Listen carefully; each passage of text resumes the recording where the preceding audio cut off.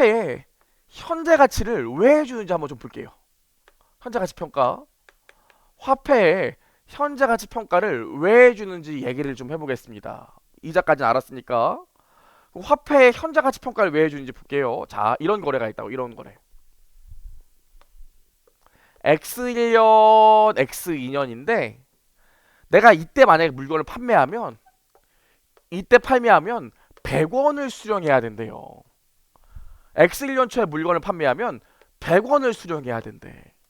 근데 거래처에서 나는 이때 물건을 인도했는데 대금을 2년 후에 지급한대요. 나는 이때 수령한대요. 그럼 난 얼마를 받아야 될까? 얼마를 받아야 될까? 2년 후에. 이때 100원짜리니까 2년 후에도 100원 받아야 돼? 그럼 뭐가 위배돼? 유동성 선호가 위배된다니까요. 나는 지금 동일한 금액이라면 지금 받는 현금이랑 미래 받는 현금이랑 일치하면 안 돼요. 그래서 내가 현금을 참는 대가로 추가로 받는 게 뭐? 이자. 근데 이 이자 1원의 현금을 1년 동안 참는 대가로 받는 게 뭐? 그런 걸 뭐라고 그런다고? 이자율이요. 그래서 적절한 이자율을 따져봤더니 적절한 이자율이 10% 나왔어요. 내가 1%대부터 쭉 시작해봤더니 10% 정도 받으면 내가 2년 후에 받아도 된대. 이해할 수 있겠죠? 그럼 보세요. 내가 100원의 현금을 1년 동안 참으면 어떻게 돼? 곱하기 1.1 해주니까 110원 나오고요. 요걸 또 곱하기 1.1 해주니까 121원 나올 거예요. 요 정도까지는 회계 원리 배우셨으니까 그쵸? 121원 나올 거라고요. 그럼 나는 실제 이때 100원의 가치가 있는 현금을 팔았지만 물건을 팔았지만 2년 후에 121원 받을 거라고요. 따라오시죠? 요거에 대한 회계 처리를 한번 해볼게요. 첫 번째로 우리 교재는 순서가 바뀌었는데 이거 먼저 할게요. 첫 번째로 내가 현재 가치 평가를 안 해. 현재 가치 평가를 안 한다고요. 그런 회계 처리가 어떻게 될까? X1년 초에 회계 처리를 볼게요. 현재 가치 평가를 안 한대. 난 그럼 회계 처리를 어떻게 해야 될까요? 아무튼 내가 2년 후에 받을 돈은 121원 아니겠습니까? 그래서 회계 처리를 보면 이쪽에 나 돈 받을게. 돈 받을 권리 매출 채권이 121원 있어. 그리고 나 수익으로 물건 판 게 121원 있어. 왜? 돈 받을 권리로 121원이라는 자산이 생겼으니까 수익으로 121원 인식하면 되겠죠. 어렵지 않죠? 이렇게 끊을 거라고. 이렇게 끊고 나서 X1년 말 되면 나는 회계 처리할 게 있어요? 없어요? 아, 돈 안 받았는데 무슨 회계 처리를 해? 아무것도 회계 처리할 게 없다고요. 그럼 여기까지 끊어보면 X1년도에 IS를 보면 수익으로 계산될 금액 얼마예요? 121원이 수익으로 계산되겠죠. 어렵지 않죠? 아, 여기까지 이해 가시잖아요. 자, 여기까지 하고 나서 실제로 X2년 말이 되면 나는 회계 처리 어떻게 돼야 돼? 아이고, 이제 다 끝났다. 돈 받자. 현금 121원 받고 매출 채권 121원 받으면서 아름답게 끝난다고요. 그럼 X2년도에 수익 잡을 금액은 얼마야? X2년도에 수익 잡을 금액은 없죠. 현재 가치 평가를 안 했을 땐 이렇게 회계 처리된다고. 요 회계 처리의 문제점 두 가지만 얘기해 보세요. 아, 하나만 얘기해 주세요. 하나만 얘기해 보세요. 요 회계 처리의 문제점이 뭘까요? 문제점이 뭐예요? 현재 가치 평가를 왜 하는지도 모르는데 우리가 현재 가치 배운다고요. 저도 그랬어요. 이거 문제점 뭐예요? 이렇게 회계 처리하면. 현재 가치 평가를 안 했을 때 전형적인 회계 처리잖아. 이 문제점이 뭐예요? 수익 비용 대고 비용은 없는데. 그렇지. 그러지 마시고요. 그렇지. 문제점 뭘까요? 첫 번째로는 수익이 과대 계상되어 있다고. 원래 이때 현금으로 물건 팔았으면 100원만 받아야 돼요. 이때 내가 현금으로 물건 팔았으면 100원만 받아야 돼. 현금 100원에 매출 100원 잡혀야 되는데 외상으로 2년 후에 돈 받기로 하니까 매출 채권 121원에 매출 121원이에요. 이런 말도 안 되는 경우가 어딨어. 외상으로 파니까 수익이 더 잡혀. 수익이 과대 계상된다고요. 또 하나 있어. 이 121원 안에는 뭐가 들어가 있어요? 여러분, 원래 내가 지금 돈 받고 팔면 100원인데 2년 후에 돈 받으면 121원이래. 이유가 뭐예요? 내가 현금을 이틀 동안 2년 동안 차보니까 그 대가로 21원 더 주는 거라고요. 그럼 그 21원은 뭐에 해당해? 이자라고요. 현금 참는 거에 대한 이자가 들어가 있는데 현금 참는 이자에 대한 배분이 전혀 안 들어가 있다고요. 따라오시겠어요? 그래서 이렇게 회계 처리하면 문제점이 뭐냐면 첫 번째로 자산이 과대계상되지. 매출채권이 과대계상됐잖아요.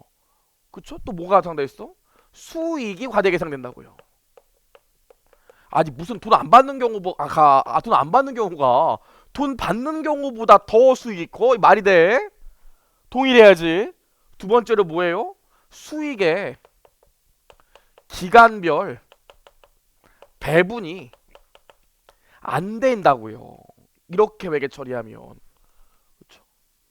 아, 내가 현금 참는 대가에 대한 이자 수익은 2년 동안 참는 기간 동안 배분해줘야 되는데 그거에 대한 배분도 안 들어가 있고 내가 현금으로 팔면 100원인데 외상으로 팔았더니 갑자기 120원이 수익으로 잡히고 말이 안 되잖아요. 이런 문제점이 있기 때문에 이런 문제점을 해결하기 위해서 현재가치평가를 해주는 거라고요. 그럼 현재가치평가는 반드시 해야 돼, 안 해야 돼? 반드시 해야죠. 왜? 우리가 기본적으로 막 해당하는 사업 연도마다 수익이 정확히 기간 기속이 돼야 되는데 현재가치 평가를 안 하게 되면 기간별로 수익과 비용, 수익이 정확히 배분이 안 된다고요. 그 수익을 과대 계상할 문제점을 내포한다고요. 따라오시겠죠? 그래서 실제로 현재가치 평가하게 되면 회계 처리가 어떻게 되는지 봅시다. 두 번째, 현재가치 평가 이유를 아셔야 돼. 이유를 X 1년 초 보시면 회계 처리가 어떻게 될까요? 이쪽에 매출 채권으로 얼마와 121원을 현재 가치로 쭉 땡기면 100원 나온다고요. 매출 채권 100원 이쪽에 매출로 100원 계상해 줘야 돼. 그럼 외상으로 팔았을 때나 현금으로 팔았을 때나 판매 시점에 수익으로 인식될 금액은 동일하게 인식되죠. 그래서 매출 채권도 121원이 아니라 100원으로 계산되기 때문에 자산과 수익의 과대 계상을 막을 수 있다고요. 뭘 평가하면? 현재 가치 평가를 하면. 나도 알아요. 다른 책 보면은 요거 현재 가치 할인 차감이라는 계정 쓴다는 거 알아요. 근데 그거는 IFRS에서는 그런 거에 대한 언급조차 없어요. 예전부터 써왔으니까 그렇게 한 건데 저도 옛날에 공부해봤지만 여기서 벌써 현재 가치 할인 차감 이런 거 얘기하기 시작하면 여러분들이 그냥 미쳐버려요. 순액법으로 푸셔도 되니까 일단 여기까지 갈게요. 나중에 제가 총액법으로 한 방에 끊을 수 있는 방법도 가르쳐 드리니까 어디서 어설프게 공부하고 오셔갖고 역시 강사를 잘못 골랐네. 현재가 차린차가 왜 안 쓰지 이런 얘기 할 필요 없어요. 좋아요. 여기까지. 자, 여기까지 하고 나면 X 1년 말에 회계 처리 어떻게 해주셔야 될까? 저 봐봐. X 1년 말 되면 100원에서 110원까지 매출 채권이 증가해야 된다고요. 왜? 내가 100원이란 현금을 10%의 이자율로 1년 참았기 때문에 100원 참은 대가에 곱하기 10%면 얼마? 10원 나오죠. 이게 뭐야? 올해 1년 동안 100원이란 현금을 참은 대가라고요. 그건 X 1년 말에 손익계산서에 넣어줘야지. 이해할 수 있겠죠? 그래야지 X 1년도에 내가 이 참은 현금을 참은 대가로 X 1년도에 손익계산서에 들어갈 거 아닙니까? 아시겠죠? 그래서 여기 이자 수익 계상하는데요. 100원을 현금을 1년 동안 참았고 1원 참는 거에 대한 대가가 10%니까 10원 나온다고요. 그래서 이자 수익 10원 잡고요. 여기 어떻게 돼? 매출 채권 10원 계상되겠죠. 따라오시겠죠? 이렇게 하면 어떻게 돼? IS를 보면 X 1년도의 손익을 보면 매출과 이자 수익으로 각각 100원과 10원 기재될 거라고요. 이해할 수 있겠죠. 그럼 벌써부터 자산과 수익은 과대 계상을 안 했고 내가 현금을 참는 거에 대한 대가 X 1년도에 현금 참은 거에 대한 대가도 X 1년도에 계상이 되네. 어렵지 않죠? 여기까지 하고 나서 X 2년도에 나는 뭐 해줘야 돼요? X 2년 말에 나는 뭐 해줘야 돼? X 2년 초가 되면 매출 채권이 110원 된다고요. 그럼 X 1년 말일 기준으로는 내가 돈 받을 권리가 이자까지 포함해서 110원 있었는데 요것도 1년 참은 거 아니야. 110원이란 이자를 1원에 1년 동안 참으면 10% 준다니까 110원에 10% 하면 얼마 나와요? 11원 나온다고요. 11원의 이자 수익 그 현금 110원 참은 대가에 대해서 X 2년 만에 별도로 이자 수익으로 계산해 줘야 된다고. 이해할 수 있겠지. 그래서 여기 또 어떻게 나와요?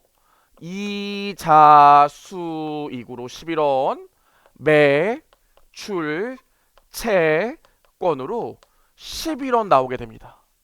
따라오시죠? 여기까지 하고 이제 뭐 해줘야 돼? 매출 채권이 얼마 됐어? 여기까지 하고 나면 121원 됐지.